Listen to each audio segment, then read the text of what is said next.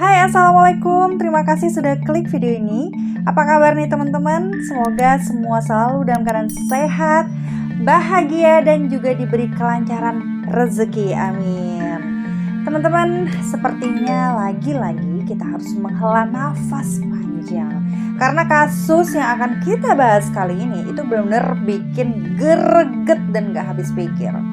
Sepasang ABG masih dibilang bocil lah ya. Mereka ini udah sok mesra dan romantis, kayak menjalin asmara gitu kan. Tapi malah berujung menjadi hal yang sangat mengerikan. Dan hal seperti ini tuh tidak pernah disangka-sangka terjadi. Penasaran gimana dengan kisah lengkapnya? Langsung aja yuk kupas tuntas di channel Rika.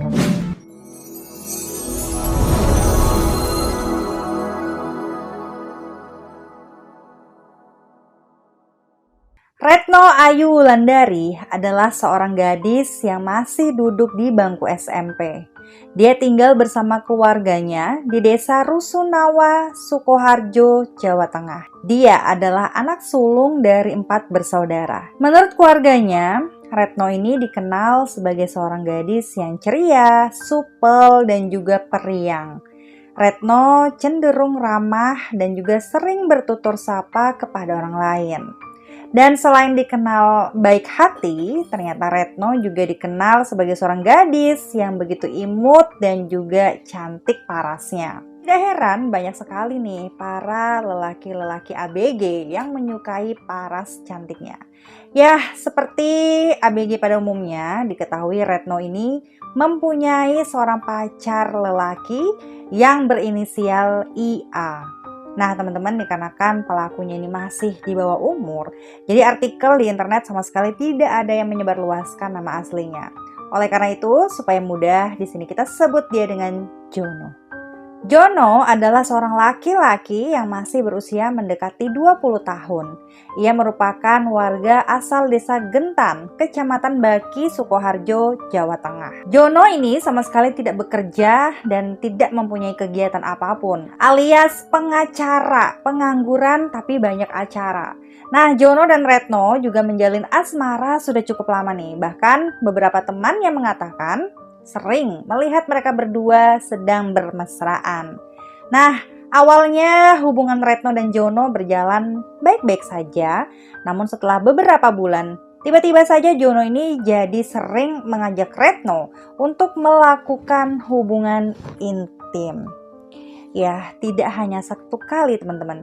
Bahkan Jono ini setiap kali bertemu Retno, dia selalu saja mengajaknya untuk melakukan hubungan tersebut. Tapi Retno kala itu selalu menolak karena dia takut ketahuan keluarganya. Dan teman-teman, tanpa diduga, Jono ternyata sangat kesal karena dia selalu ditolak oleh Retno. Dan dia pun merencanakan hal yang sangat mengerikan.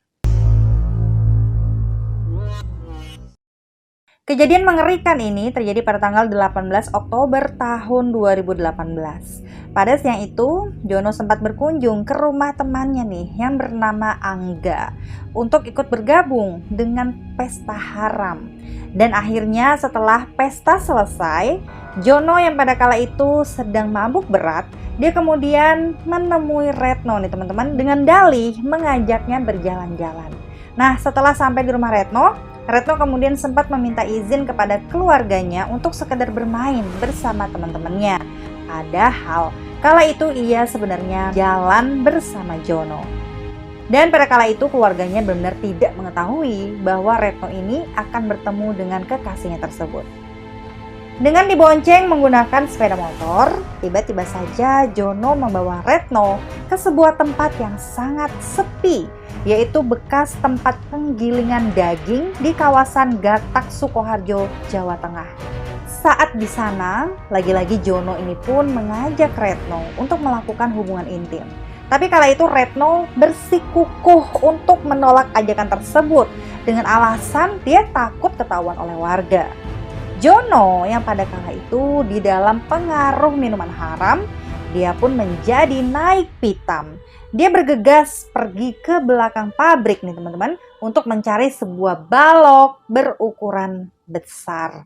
Dan tanpa pakai basa-basi lagi, dia kemudian memukuli wajah Retno menggunakan kayu itu sampai Retno ini tidak sadarkan diri. Dan melihat Retno ini sudah tidak sadarkan diri, bukannya kasihan, si Jono ini malah menyeretnya masuk ke dalam pabrik penggilingan daging tersebut untuk melakukan ruda paksa. Dan setelah selesai melakukan aksi bejatnya itu, untuk menghilangkan bukti-bukti, Jono pun langsung menyeret tubuh Retno untuk dibuang ke sebuah area persawahan yang tidak jauh dari lokasi pabrik penggilingan daging itu. Nah, diketahui Jono ini membuang tubuh Retno dengan posisi bagian wajah tertelungkup menghadap ke lumpur sawah. Dan hal ini tentunya membuat Retno kehabisan nafas dan dia pun meninggal. Setelah itu teman-teman, Jono memutuskan untuk kabur ke rumah temannya dan dia mengatakan kepada semua temannya yang ada di situ bahwa dia melihat Retno ini kecelakaan motor. Dan keesokan paginya, para warga desa Trosemi pun dikejutkan oleh penemuan tubuh wanita yang mengambang di area persawahan berlumpur. Mereka pun kala itu langsung melaporkannya kepada polisi untuk bisa dilakukan penyelidikan lebih lanjut. Dan setelah polisi ini sudah sampai di sana, lalu mereka melakukan olah TKP, mereka pun mengenali tubuh tersebut adalah Retno yang diyakini meninggal akibat kecelakaan lalu lintas. Tubuh Retno pun kemudian langsung dibawa ke rumah sakit terdekat untuk dilakukan otopsi nih teman-teman. Nah, setelah pihak keluarga mengetahui bahwa anaknya ini telah meninggal akibat kecelakaan, akhirnya mereka pun segera bergegas untuk pergi ke rumah sakit. Namun pihak keluarga merasa ada yang janggal dengan hal ini, dikarenakan di sana mereka menemukan ada banyak luka lebam di sekujur tubuh Retno, beserta ada sebuah luka paling parah di bagian kepala Retno. Dan benar saja, di saat hasil otopsi ini keluar, diketahui Retno ini ternyata meninggal bukan karena kecelakaan, melainkan karena terindikasi dianiaya. Tidak memakan waktu lama setelah polisi melakukan tes sidik jari dan juga memeriksa beberapa saksi mata, akhirnya pelaku pembunuhan itu pun mengarah kepada Jono dan juga teman-temannya. Namun dikarenakan teman-teman Jono terbukti tidak ikut andil dalam melakukan hal itu, mereka pun dibebaskan. Sedangkan Jono dinyatakan bersalah. Saat di kantor polisi, Jono mengakui bahwa ia melakukan pembunuhan ini hanya karena dia merasa kesal dengan Retno yang selalu saja menolak untuk melakukan hubungan intim dengannya. Dan persidangan kasus ini pun dilaksanakan pada tanggal 16 November nih teman-teman di tahun 2018 di Pengadilan Negeri yang berlokasi di Sukoharjo, Jawa Tengah. Jono dinyatakan bersalah atas tuduhan penganiayaan yang mengakibatkan kematian. Namun dikarenakan dia masih di bawah umur, akhirnya dia pun hanya diganjar dengan hukuman penjara selama 7,5 tahun saja. Dan selain mendapatkan hukuman penjara, Jono pun diharuskan melakukan pelatihan kerja selama 6 bulan.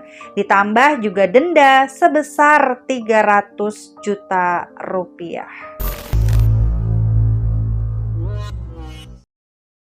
Oke, demikianlah teman-teman kasus sepasang sejoli ini. Pada kasus kali ini, kita disadarkan bahwa perasaan cinta yang hanya dilandasi oleh hawa nafsu tentunya tidak akan pernah berjalan mulus dan bahkan membawa petaka bagi pasangan kita. Dan bagaimana nih pendapat kalian? Silahkan sampaikan di kolom komentar dengan bahasa yang sopan tentunya. Dan teman-teman jangan lupa untuk follow Instagramku supaya kita bisa berteman lebih dekat. Dan ingat, hati-hati dan waspada. Sampai jumpa di videoku selanjutnya. Bye!